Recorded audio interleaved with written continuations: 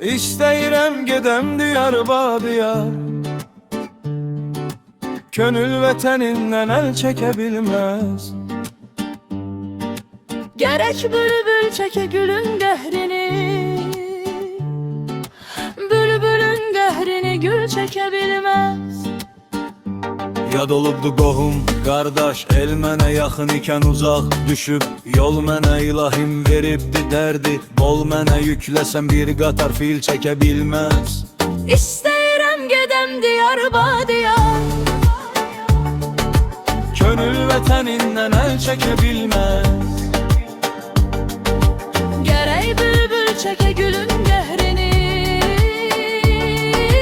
bülbülün qəhrini gül çəkə bilməz.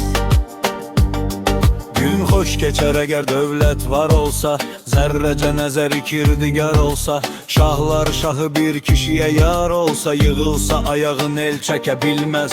İstəyirəm gedəm diyar-ba-diyar, könül vətənindən əl çəkə bilməz. Gerek bülbül çeke gülün qəhrini, bülbülün qəhrini gül çəkə bilməz. Əbdüləzim dərdi qəmin dustağı, çəkibdi sinəmə dağ üstən dağı. Bu dərdi möhnəti belə fərağı, mən çəkirəm heç kəs bil çəkə bilməz. İstəyirəm gedəm diyar-ba-diyar, könül vətənindən əl çəkə bilməz.